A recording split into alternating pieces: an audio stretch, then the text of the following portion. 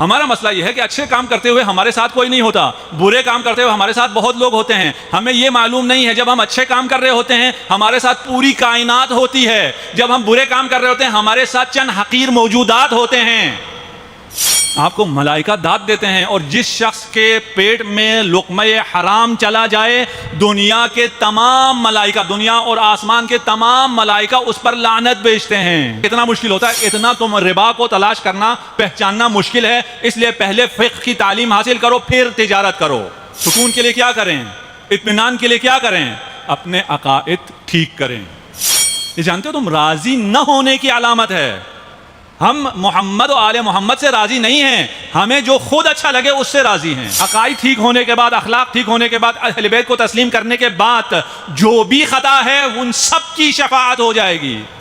اے اللہ تجھے علی کا واسطہ میری امت کے خطا کاروں کو بخش دے. اے اللہ تجھے واسطہ محمد مصطفیٰ کا میرے شیعوں میں جو خطا کار ہیں ان کی مغفرت فرما.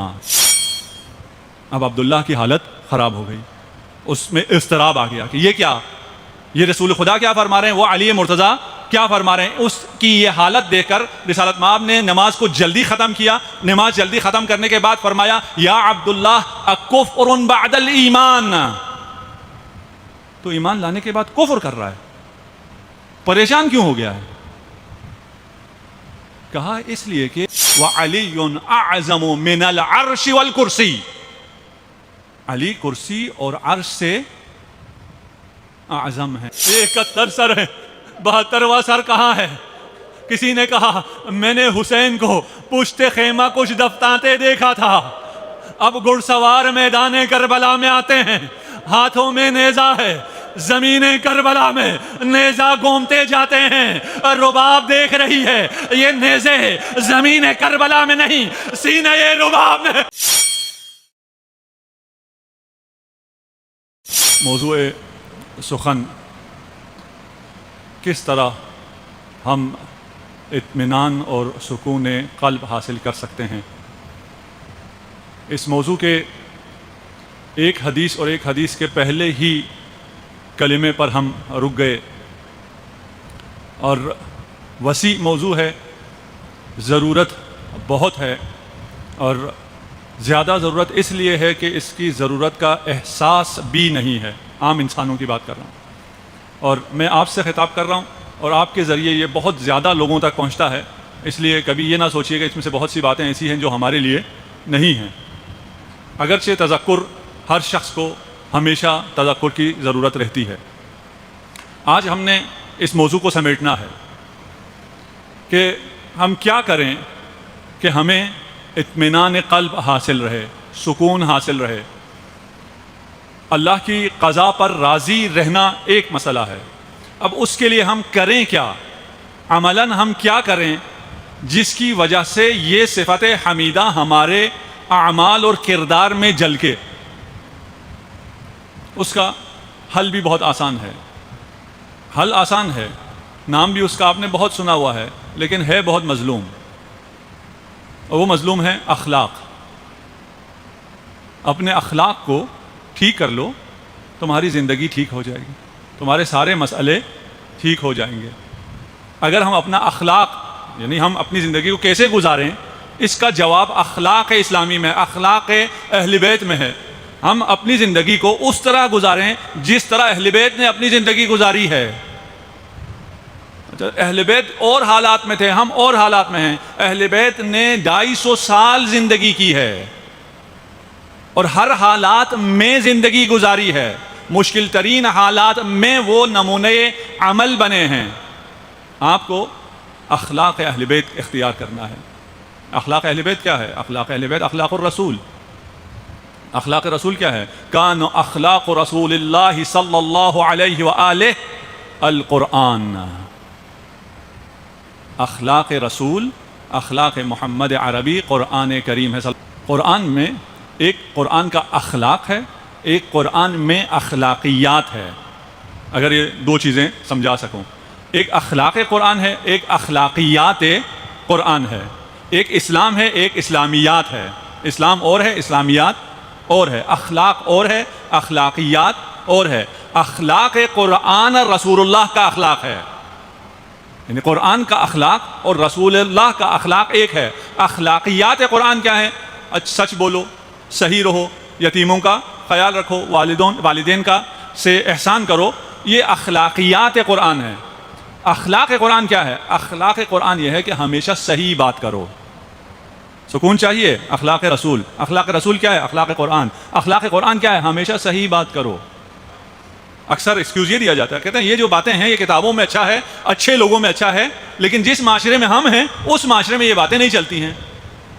اگر میں اس تواضع کے ساتھ جو ہمیں اہل بیت نے کہا ہے اگر میں آتا ہوں تو پھر اگلا مجھے کسی قابل ہی نہیں چھوڑتا ہے، بالکل دبا دیتا ہے، اس لیے میں تکبر کرتا ہوں.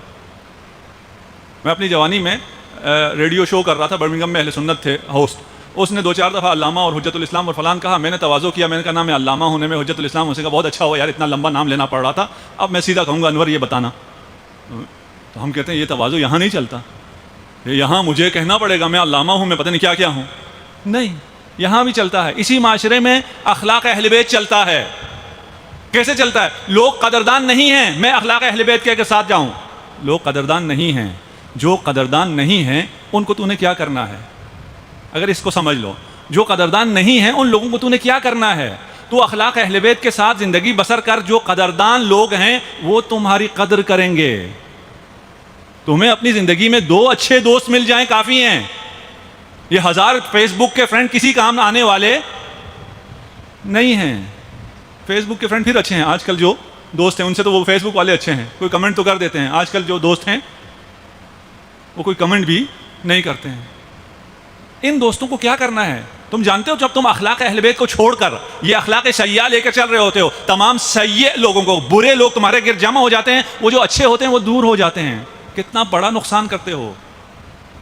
تمہیں پتہ بھی نہیں چلتا ان میں سے قدر شناس کون تھا، جوہر شناس کون تھا جو تجھ سے دور ہو گیا. قرآن اگر اس وقت کے لوگوں کے مطابق گفتگو کرتا جیسے باقی تمام کتابوں میں، باقی تمام شاعروں نے، باقی تمام لکھنے والوں نے اپنے زمانے کے مطابق بات کی، سب نیست و نابود ہو گئے. صرف قرآن باقی ہے. کیوں؟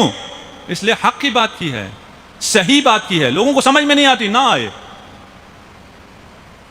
قرآن جس زمانے میں نازل ہو رہا تھا اس زمانے کے علم کا آپ کو اندازہ ہے. اس زمانے کو چھوڑیں، آج کل بھی ہم کہتے ہیں ہمارے گرم کپڑے لے کر آؤ. گرم کپڑے یعنی کپڑے ہمیں گرم کرتے ہیں. حقیقت کیا ہے؟ کپڑا ہمیں گرم نہیں کرتا، گرمی ہماری اپنی ہوتی ہے. قرآن کیا کہتا ہے؟ وَجَعَلَ لَكُمْ سَرَابِيلَ تَقِيكُمُ الْحَرَّ. اس وقت کا عرب سمجھ ہی نہیں سکتا تھا کہ وہ تمہارے لباس جو تمہاری گرمی کو بچاتے ہیں.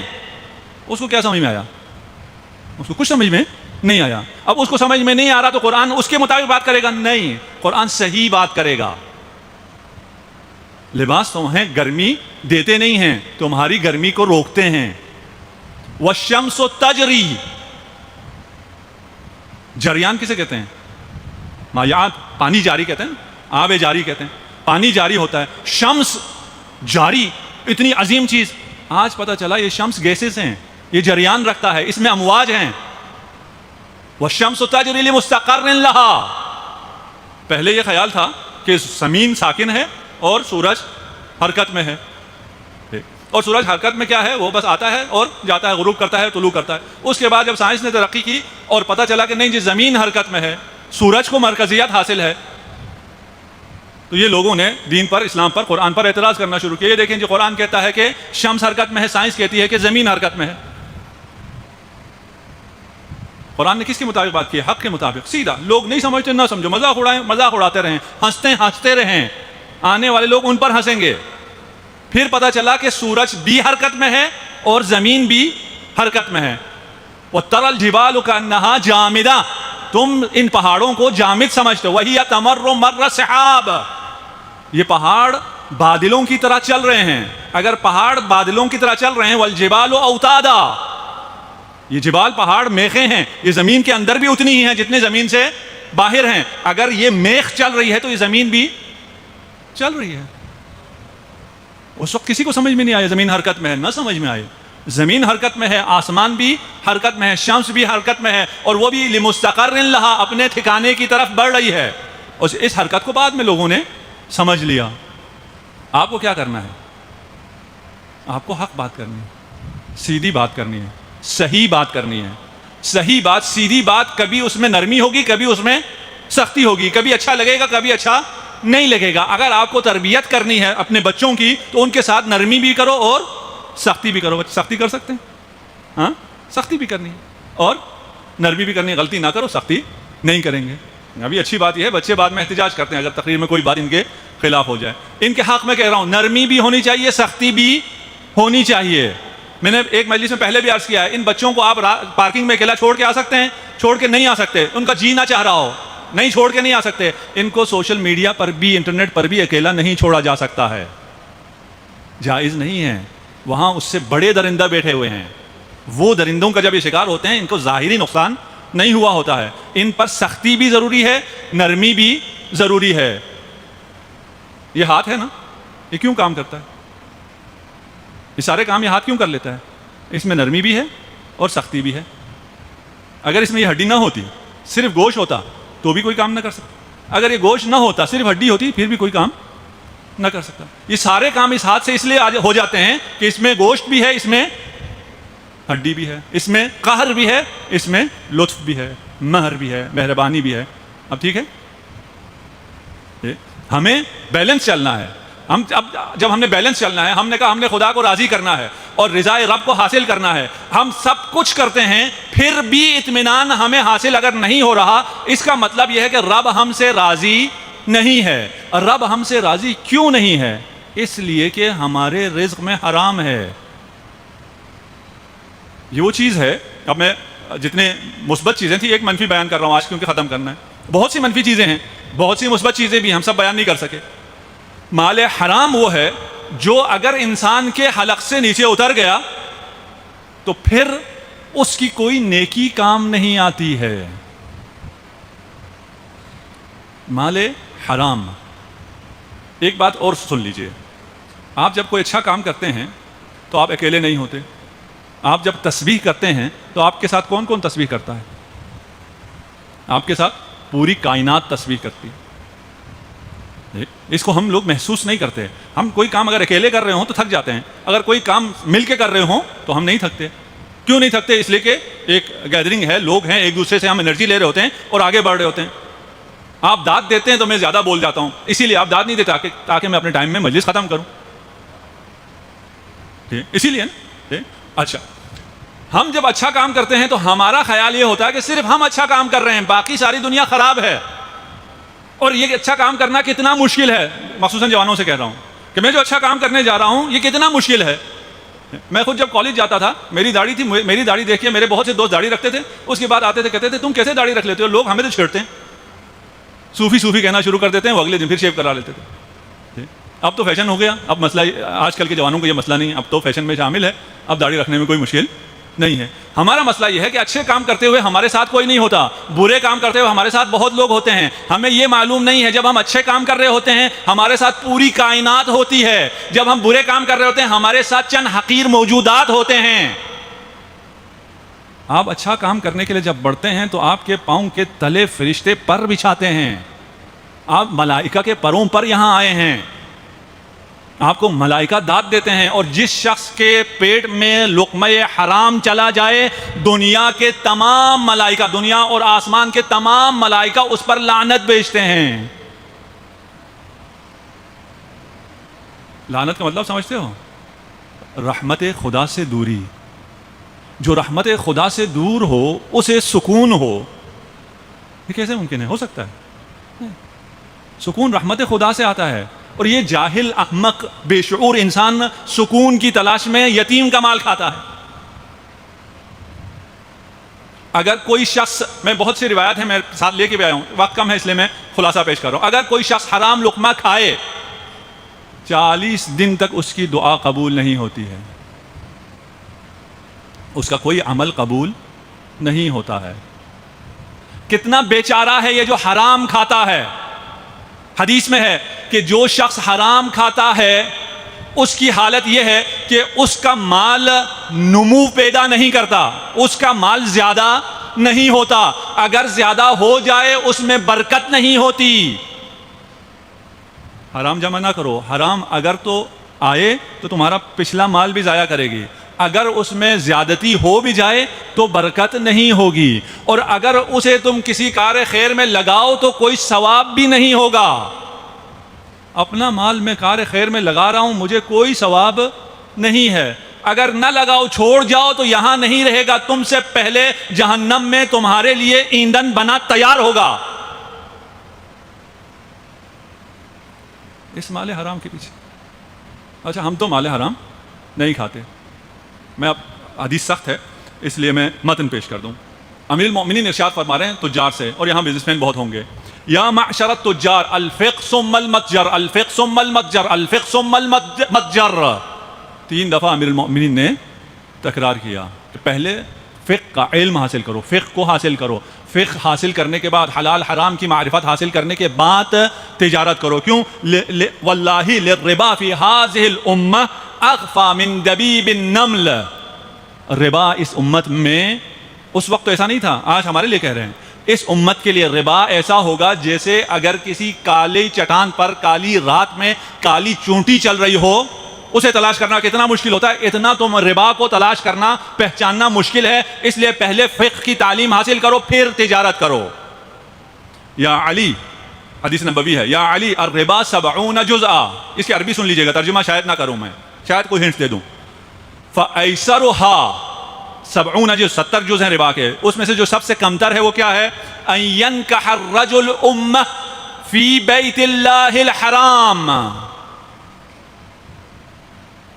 ترجمہ نہیں کر سکتا، اتنا سخت ہے۔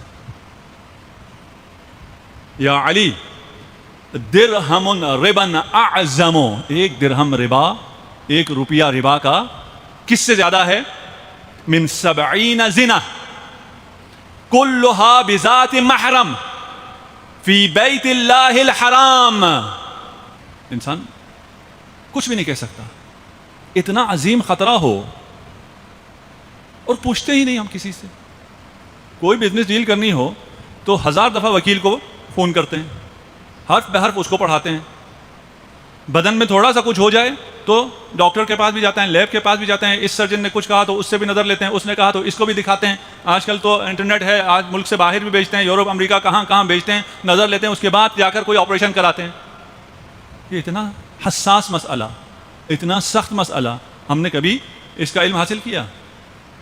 اللہ اکبر۔ من حج بمال الحرام، کوئی حج کرے مال حرام کے ساتھ اور جا کے کیا کہتا ہے حج پہ حاجی؟ لبیک اللہم لبیک، اللہ کا جواب آئے گا لا لبیک ولا سعدیک،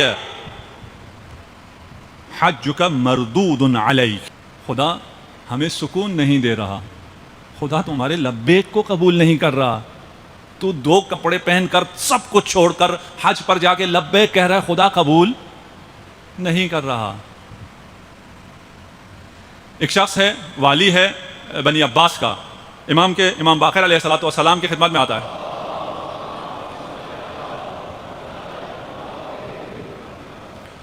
اور کہتا ہے مولا یا حل لی توبہ، حل لی توبہ۔ اب کیا خیال ہے امام کیا جواب دیں گے؟ اور نے بھی کہا تھا نا حل لی توبہ، یہاں یہ آیا اور پوچھ رہا ہے حل لی توبہ، آیا میرے لیے توبہ ہے، کوئی راستہ ہے؟ فسکت الامام، امام نے کوئی جواب نہیں دیا۔ وہ کہتا ہے میں نے پھر کہا حل لی توبہ، میرے لیے کوئی توبہ ہے؟ فقال الامام لا، تمہارے لیے توبے کی کوئی گنجائش نہیں ہے، حتی تؤدی الی کل ذی حق حقہ، جب تک جو ذی حق ہے اس کا حق نہ پہنچا دو تمہارا کوئی توبہ قبول نہیں ہے۔ ہمیں بس میں نے آج آپ کو جتنی زحمت دینی تھی، ہمیں سکون حاصل کرنا ہے، مذاق نہیں کرنا، اگر سکون حاصل کرنا ہے تو پھر صحیح باتیں پہنچانی پڑیں گی۔ صحیح بات یہ ہے کہ یہ دین اتنا آسان نہیں ہے، مخصوصاً اس میں ایک اور جو چیز ہے، اس میں جب داخل ہوتے تو شروع آسان نہیں ہے، جب تک تم اس کا ٹیسٹ نہ کر لو، جب تک رضا الہی کا ٹیسٹ نہ آ جائے اور اس کا مزہ آنا شروع نہ ہو جائے تب تک انتہائی سخت ہوگا۔ ایسا نہیں ہے پہلے دن سے ہی تمہیں مزہ آنا شروع ہو جائے، نہیں، سختی ہے۔ انک کادح الی ربک کدحا فملاقیہ، تم پر مشقت زندگی گزارو گے، تم مشکلات کے ساتھ میری طرف بڑھو گے، ہاں ایک دفعہ ثابت ہو جاؤ، تم ثابت قدم ہو، تم اس راستے کے ہو، تم میرے ہو، اس کے بعد دیکھو خدا کیا کرم کرتا ہے، اس کے بعد دیکھو تمہاری زندگی میں کیا مزہ آتا ہے۔ سکون کے لیے کیا کریں؟ اطمینان کے لیے کیا کریں؟ اپنے عقائد ٹھیک کریں، اپنے عقائد مستند جگہ سے لیں۔ یہ آج کل کی دنیا میں تو کوئی ایسی چیز نہیں ہے نا کہ انوکھی چیز میں کہہ رہا ہوں جی۔ آپ اگر اس کا نقشہ بنوائیں گے تو انجینئر سے ہی بنوائیں گے نا، آپ مجھ سے تو نہیں بنوائیں گے۔ میں خود بھی آرکیٹیکٹ ہوں، میں ڈیزائن بھی کر لیتا ہوں، اور میں آپ کو دکھاؤں گا بھی اپنے ڈیزائن بہت اچھے ہیں، پھر بھی آپ مجھ سے ڈیزائن نہیں کروائیں گے، کہیں گے نہیں یہ مستند آدمی نہیں ہے۔ کس کے لیے؟ آرکیٹیکچر کے لیے۔ کیوں نہیں ہوں؟ اس لیے کہ میں نے پڑھا ہوا نہیں ہے۔ میں بہت اچھا ڈیزائن کر لیتا ہوں، نہیں پھر بھی یہ مستند نہیں ہے۔ مجھ سے آپریشن کروائیں گے؟ نہیں۔ علاج کروائیں گے؟ نہیں۔ پھر دین ہر کسی سے کیوں لے لیتے؟ اس کی آواز اچھی ہے، اس کی شکل اچھی ہے، ارے دین اتنا آسان ہو گیا، دین اتنا سستا ہو گیا، اس میں کوئی خطرہ نہیں ہے۔ یہ جانتے ہو تم راضی نہ ہونے کی علامت ہے۔ ہم محمد و آل محمد سے راضی نہیں ہیں، ہمیں جو خود اچھا لگے اس سے راضی ہیں۔ اپنے عقائد کو ٹھیک کرو۔ عقائد میں کوئی شفاعت نہیں ہے، یہ بھول جاؤ کہ ہمارا مسئلہ شفاعت سے حل ہو جائے گا۔ عقائد میں کوئی شفاعت نہیں ہے۔ عقائد صحیح ہے تو جو صحیح شیعہ ہیں ان کی شفاعت ہے۔ میرے کہنے سے تو نہیں ہوگا نا کہ میں شیعہ ہوں یا یہ صحیح شیعہ ہے یہ صحیح شیعہ ہے۔ کس کو کہنا ہوگا؟ امام جعفر صادق علیہ الصلوۃ والسلام کو کہنا ہوگا۔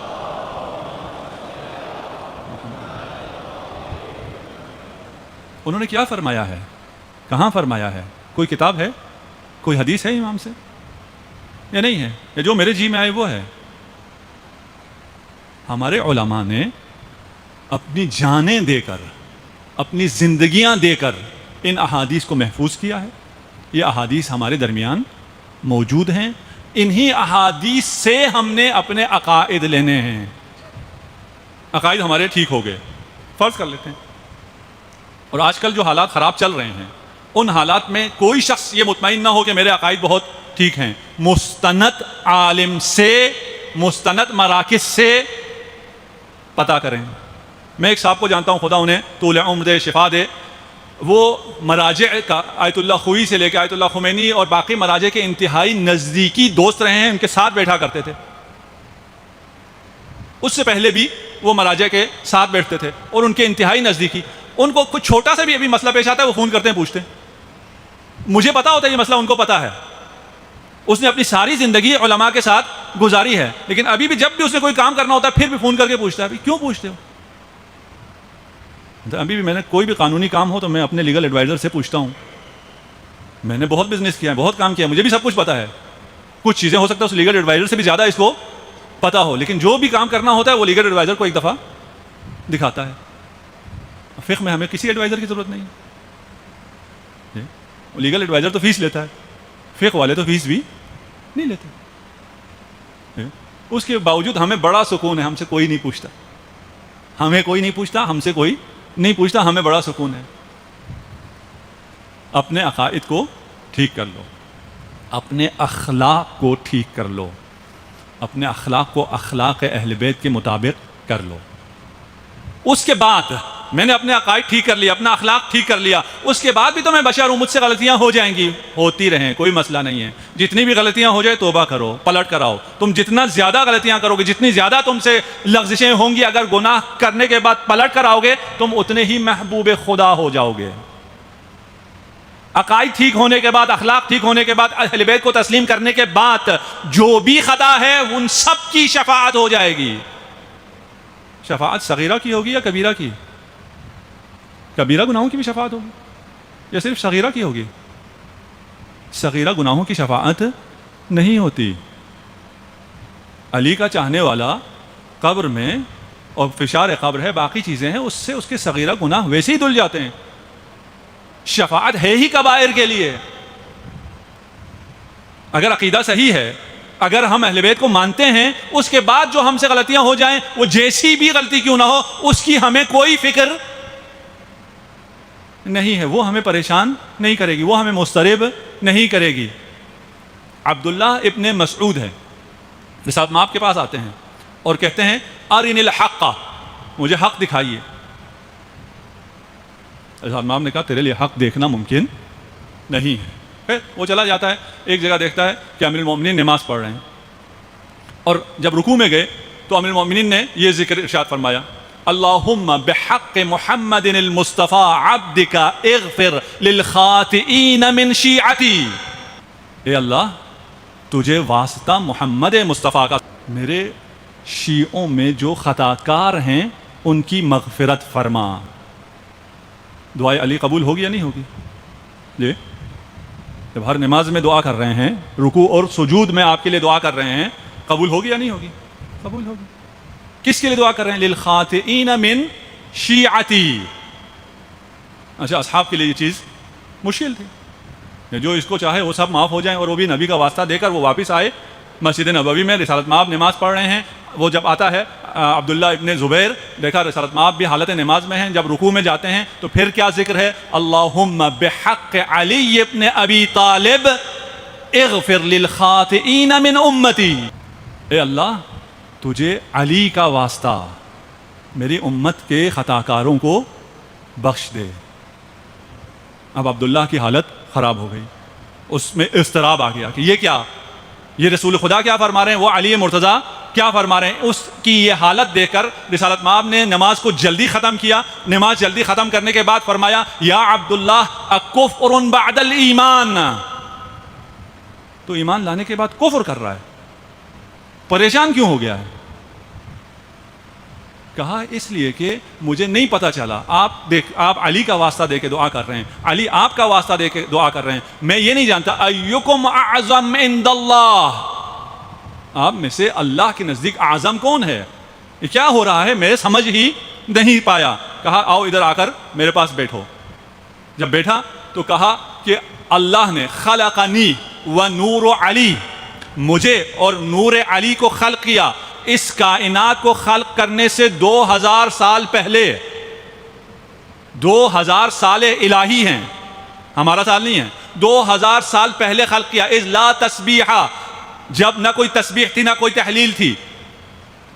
ففتق نوری وخلق منہ السماوات والارض، اس کے بعد میرا نور فتح ہوا، میرا نور پھوٹا، میرا نور بینگ ہوا، اس بینگ سے ایک بگ بینگ وجود میں آیا، اس سے آسمان و زمین وجود میں آئے۔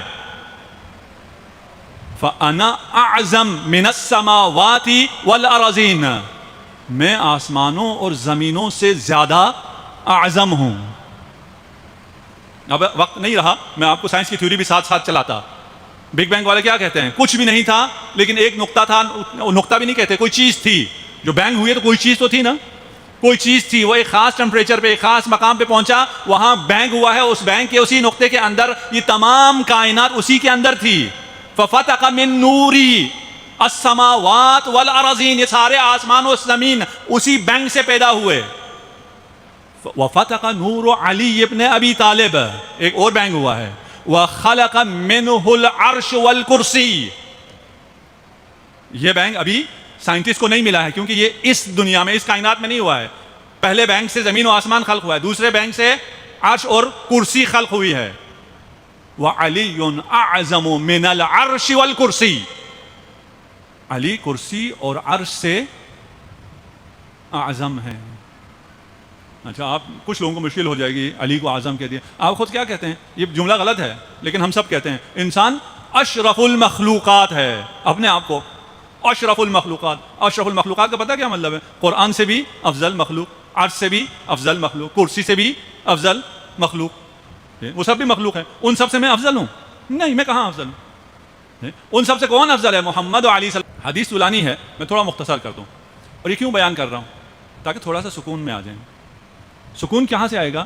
ہم نے کہا نرمی بھی ہے، سختی بھی ہے، سمجھنا ہے، سمجھنے کے بعد سمجھنے میں کوئی گنجائش نہیں، عقائد ویژن بالکل کلیئر ہونا چاہیے، ورلڈ ویو بالکل کلیئر ہونا چاہیے، وہاں کوئی چھوٹی سی بھی کوئی گنجائش نہیں ہے کسی چیز کو ادھر ادھر کرنے کی۔ اس لیے اس کو مستند ترین جگہ سے لینا ہے، اس کو صحیح لینے کے بعد صحیح راستے پر چلتے ہوئے انسان ہے غلطیاں ہو جائیں گی، خاطئین کے لیے محمد و علی ہیں، وہ ہمارے لیے دعا گو ہیں، ان کی دعائیں ہمارے ساتھ ہیں، ان کے استغفار ہمارے ساتھ ہیں. زمین اور آسمان خلق ہو گیا، لوح و کرسی خلق ہو گیا، لیکن زمین و آسمان سب ابھی اندھیرے میں ہیں. فشکا ملائکۃ السماء. اگر آپ تھیوری کو ساتھ ساتھ اپنے ذہن میں چلائیں تو پھر بگ بینگ کے بعد ڈارک ایج آتا ہے.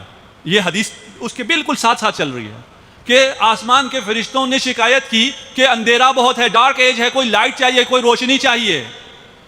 اس کے جواب میں جو آسمان کے فرشتوں نے شکایت کی، فَكَلَّمَ اللَّهُ كَلِمَةً خَلَقَ مِنْهُ رُوحٌ وَنُورٌ. اللہ نے ایک کلمہ ارشاد فرمایا، اس کلمے سے ایک روح خلق ہوئی اور ایک نور خلق ہوا. پھر اس روح کو اس نور میں قرار دیا، اسے اپنے عرش کی زینت بنایا، اور اس کے جگمگانے سے آسمان و زمین میں روشنی پھیل گئی. کائنات میں ڈارک ایج کا خاتمہ ہوا. وَهِيَ نُورُ فَاطِمَةُ الزَّهْرَاء سلام اللہ علیہا. یہ نور زہرا سلام اللہ علیہا ہے. اور زہرا اس لیے کہتے ہیں کہ تمام آسمان و زمین میں جتنا یہ نور ہے، یہ نور عظمت خدا ہے. نور عظمت خدا کلمات اللہ میں روح بنا اور نور بنا.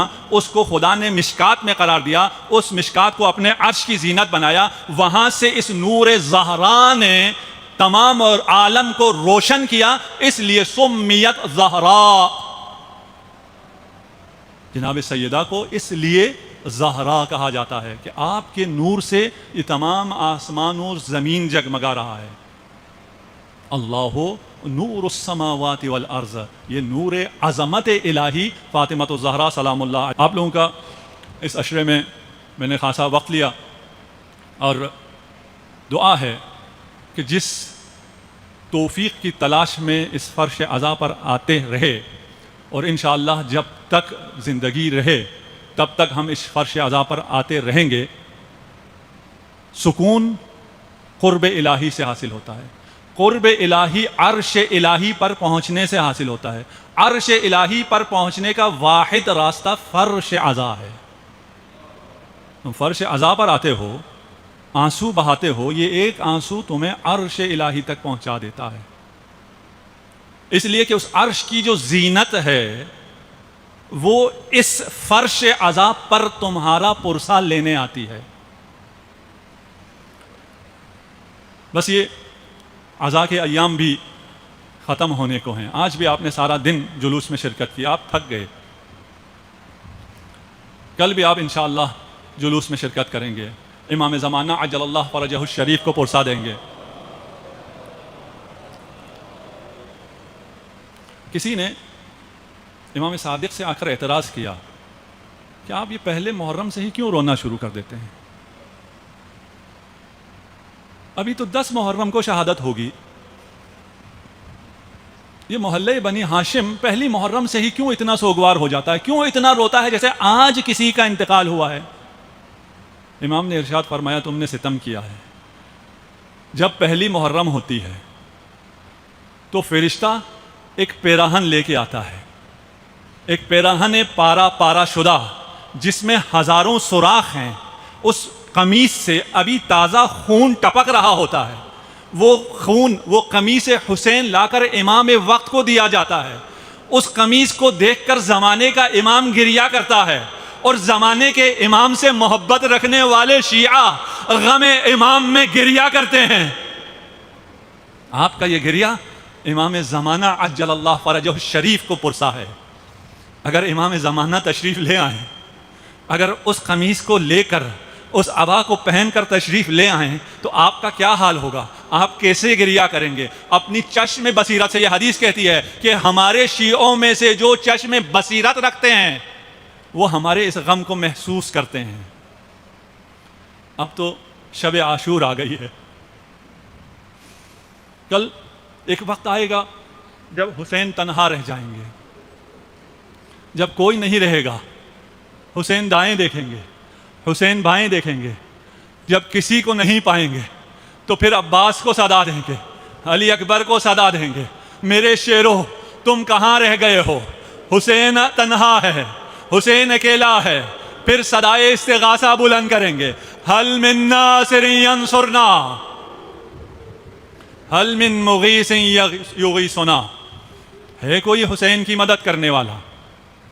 جب کوئی مدد کو نہ آئے گا تو اکیلے جہاد پر نکلیں گے، اور حسین کا جہاد اتنا مشکل ہے، اتنا سخت ہے، جو بھی جہاد کرنے جاتا تھا وہ صرف جہاد کرتا تھا، خیموں کی حفاظت کے لیے عباس ہوتے تھے، خیموں کی حفاظت کے لیے حسین ہوتے تھے۔ اب جب حسین نکلتے ہیں جہاد کے لیے، اشقیاء خیموں کے نزدیک آ جاتے ہیں، حسین کو واپس آنا پڑتا ہے، حسین کا صدائے استغاثہ بدل جاتا ہے، حل من ذاب یذب عن حرم رسول اللہ، ہے کوئی جو حرم رسول خدا کا دفاع کر سکے؟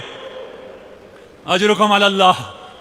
آج ہمارا دفاع یہ ہے کہ ہم اپنے گریے کی آوازیں بلند کریں، ہم وقت کے ظالموں کو بتا دیں آج حسینی موجود ہیں، آج گریہ کرنے والے موجود ہیں، دعائے زہرا سے یہ قوم آج موجود ہے۔ اجرکم علی اللہ۔ ایک بچے نے بھی صدائے استغاثہ کو سنا، اپنے آپ کو جھولے سے گرا دیا، خیام میں کوہرام بپا ہو گیا۔ حسین واپس تشریف لاتے ہیں، ابھی میں زندہ ہوں، یہ گریہ و فغاں کیسا ہے؟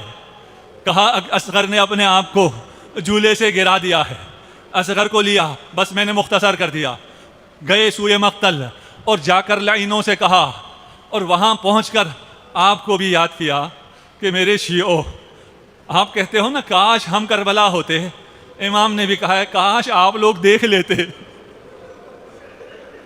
کہ شش ماہا شیر خوار کیسے پیاس سے تڑپ رہا تھا، میں پانی طلب کر رہا تھا، کاش تم دیکھتے، کاش تم وہاں ہوتے، حسین پانی طلب کر رہے ہیں تمہاری نگاہ میں، اگر حسین مجرم ہے، اگر میں نے خطا کی ہے، یہ معصوم، یہ شش ماہا، یہ شیر خوار، اسے لے جاؤ، اسے خود پانی پلا کر لے آؤ۔ فوج اشقیاء میں کہرام مچ گیا، کسی لعین نے کہا اقطع کلام الحسین، حسین کے کلام کو قطع کر دو۔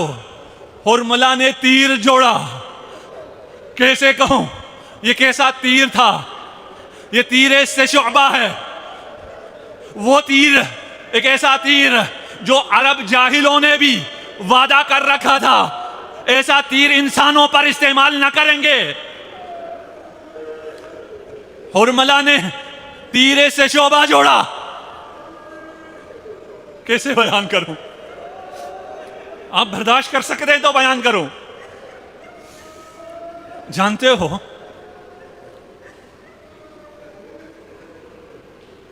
اللہ اکبر، امام سجاد کو جب کہا جاتا تھا کہ ایک ایک کر کے کربلا کے تمام قاتلوں کو پکڑا جا رہا ہے، ان سے انتقام لیا جا رہا ہے، آج شمر کو پکڑ لیا اور اس سے انتقام لے لیا گیا، آج فلانی کو پکڑ لیا، تو امام ایک سوال کرتے تھے، کیا حرملہ پکڑا گیا؟ کوئی بھی خبر دیتے امام سجاد پوچھتے تھے کیا حرملہ پکڑا گیا؟ اور جب مختار نے حرملہ کو گرفتار کیا اور کہا بتا تو نے کیا جرم کیا تھا، کہا جان کی امان پاؤں تو بتاؤں، کہا نہیں تمہیں جان کی امان نہیں ہے لیکن بتا۔ اس نے کہا میں نے کربلا میں 3 تیر چلائے تھے، 3 تیرے سے شعبہ چلائے تھے، ایک تیرے سے شعبہ میں نے تب چلایا جب عباس کے دونوں شانے شہید ہو چکے تھے، جب دفاع کے لیے عباس کے پاس بازو نہ رہے تھے، میں نے تیرے سے شعبہ جڑا اور قلب عباس میں اتار دیا۔ اجرکم علی اللہ۔ اگر سن سکو دوسرا تیرے سے شعبہ، تیسرا ہے میں پہلے بیان کر رہا ہوں، تیسرا تیرے سے شعبہ کربلا میں جب فرزند زہرا زخموں سے چور ہو گیا، ہر قسم کی ضربت لگ چکی تھی، امام جعفر صادق ارشاد فرماتے ہیں میرے جد کے جسم پر ایک انگوٹھی کی نگین کے برابر بھی جگہ سالم نہ تھی۔ اس حالت میں ایک پتھر پیشانی حسین پر لگا، حسین نے قمیص کو پلٹا، سینہ حسین ظاہر ہوا، میں نزدیک بیٹھا تھا، میں نے تیرے سے شعبہ جوڑا، فوقع على صدره سهم ذات شعب ثلاث، تیر اس سے شعبہ اس قوت سے لگا سینے میں، امام نے نکالا پشت سے،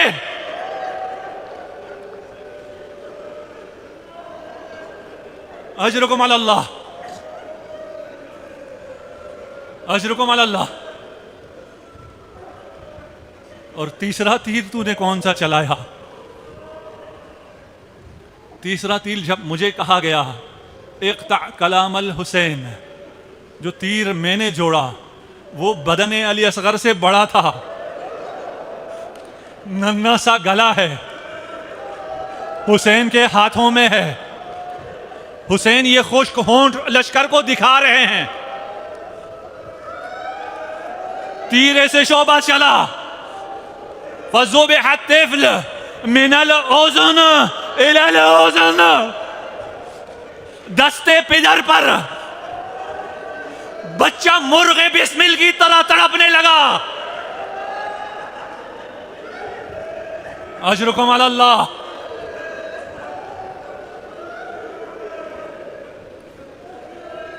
آپ رباب کو پرسہ دینے یہاں جمع ہیں، جانتے ہو شب عاشور تمام بیویاں عبادت کر رہی تھی، سانس لے لیجئے، رباب کو پرسہ دینا ہے۔ آج شب عاشور نہ ہوتی تو میں کبھی یہ مصائب نہ پڑتا۔ رباب اپنے خیمے میں ہے اور گریہ کر رہی ہے، امام نے آ کر گریے کا سبب پوچھا، کہا تمام بیویاں کتنی خوش نصیب ہیں، کوئی اپنا اکبر تیار کر رہی ہیں، کوئی قاسم کو تیار کر رہی ہیں، کل ہر بیوی اپنی قربانی پیش کریں گی، میرے پاس قربانی کرنے کے لیے کوئی نہیں ہے۔ امام نے اس وقت رباب سے نہیں کہا تیرے پاس قربانی کے لیے اصغر ہے، اصغر کی قربانی کربلا کو آباد کرے گی، تیرے سکینہ کی قربانی شام کو آباد کرے گی، اس رباب کو پرسہ دینے کا حق ادا کیجئے۔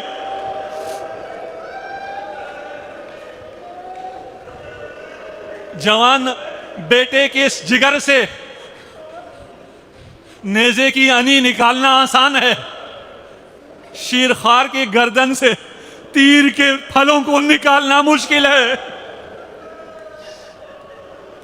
خون اصغر کو اپنے محاسن پہ ملا، ابھی جو سب سے مشکل عمل ہے، اور اعمال عاشورہ میں آپ اس عمل حسین کو دہراتے ہیں۔ خدا آپ سب کے بچوں کو سلامت رکھے، خدا جن کی اولاد نہیں ہے انہیں اولاد عنایت کرے، بحق علی اصغر انہیں اولاد نرینہ عطا کرے، جن کی مائیں مریض ہیں ان کی ماؤں کو شفا عنایت کرے۔ اگر کسی بچے کا انتقال ہو جائے تو باپ تو جنازہ لے کے نہیں آتا نا، رشتہ دار جنازہ لے لیتے ہیں، اور وہ جنازہ لے کے آتے ہیں، باپ کو لوگ سنبھالتے ہیں۔ حسین بچے کا جنازہ لے کر آ رہے ہیں، علی اصغر کو عبا میں ڈال کر لے کے آ رہے ہیں، اور نہیں معلوم اب اس کو لے جا کر زینب کو کیسے دکھائیں، اور رباب کو کیسے دکھایا جائے۔ حسین 7 دفعہ آگے بڑھتے ہیں اور 7 دفعہ واپس آتے ہیں۔ ایک دفعہ حسین پشت خیمہ تشریف لے جاتے ہیں اور پشت خیمہ ایک ننھی سی قبر کھودتے ہیں، اصغر کو رکھا اور وہ عبادت انجام دی۔ اللہ اکبر، اصغر کو رکھا، قبلہ رخ ہوئے، اللہ اکبر، اے خدا اصغر بھی میں نے تیری راہ میں دے دیا، اکبر بھی میں نے تیری راہ میں دے دیا، اب یہ فرش عزا نہیں ہے، یہ عرش خدا ہے، اپنی دعائیں مانگو، اصغر کو واسطہ دو، اپنی مریضوں کی شفا مانگو، اپنے مشکلات کا حل مانگو۔ حسین نے دفنا دیا، حسین کی آخری تمنا تھی بدن اصغر محفوظ رہے۔ ایک وقت وہ بھی آتا ہے جب سروں کو نوک نیزہ پر بلند کرنے کا وقت آ جاتا ہے، تمام سر نوک نیزہ پر بلند ہو جاتے ہیں۔ ایک لائن بولا، ابھی ایک سر کم ہے, تلاش کیا جائے. 71 سر ہے, 72واں سر کہاں ہے؟ کسی نے کہا میں نے حسین کو پشت خیمہ کچھ دفتاتے دیکھا تھا. اب گھڑ سوار میدان کربلا میں آتے ہیں, ہاتھوں میں نیزہ ہے, زمین کربلا میں نیزہ گھومتے جاتے ہیں.